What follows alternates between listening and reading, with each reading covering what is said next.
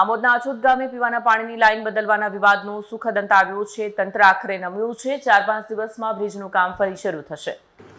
દહેજથી આમોદ વચ્ચે આશરે 300 કરોડના ખર્ચે બની રહેલા 4 લેન રોડ પ્રોજેક્ટ દરમિયાન આછોદ ગામ નજીક મોટા પુલ પાસે નવી બ્રિજ કામગીરી દરમિયાન પાણીની મુખ્ય લાઇનને ગંભીર અસર પહોંચી।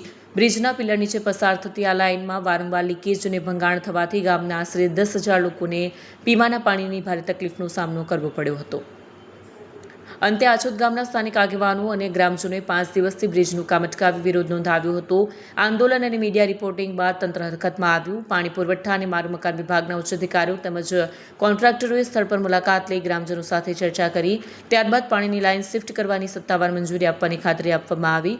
આ નિર્ણય મુજબ આગામી 4 થી 5 દિવસમાં નવી પાણી લાઇનનું કામ પૂર્ણ કરી બ્રિજનું બાંધકામ ફરી શરૂ કરવામાં આવશે। આ નિર્ણયથી આછોદ ગામના લોકોની લાંબા સમયથી ચાલી આવતી પાણીની સમસ્યાનો કાયમી ઉકેલ આવવાની આશા વ્યક્ત થઈ છે। વિડીયો જર્નાલિસ્ટ મોહમ્મદ ખત્રી સાથે સત્યા ટીવી ન્યૂઝ આમોદ। હું ઇકબાલભાઈ એસટીડી આછોદ વિકાસ મંડળ પ્રમુખ આછોદ તાલુકા પંચાયત સભ્ય છે। આજે 5 દિવસથી જે અમારે બંધનો એલાન આપેલો બ્રિજ પર આજે અલ્લાહના હુકમથી સુખદ અંત આવેલો છે।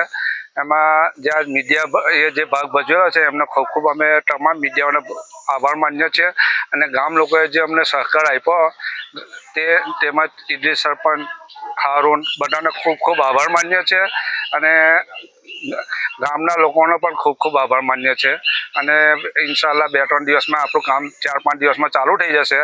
1 કલાક પછી સાહેબ આપણને શિફ્ટિંગનો લેટર આપે છે એટલે આ રીતે સુખદ અંત આવેલો છે અને આ બ્રિજનું કામ બી હવે આ લેટર મળ્યા પછી ચાલુ થઈ જશે। કયા કયા અધિકારીઓ સ્થળ પર આવ્યા હતા? એમાં પાણી પુરવઠા પ્રશાંત સાહેબ આવ્યા હતા, આરએમબી સાહેબ સંદીપ સાહેબ આવેલા અને કોન્ટ્રાક્ટરને લોકો ત્યાં હાજર હતા અને ગામ લોકો અહીંયા હાજર હતા।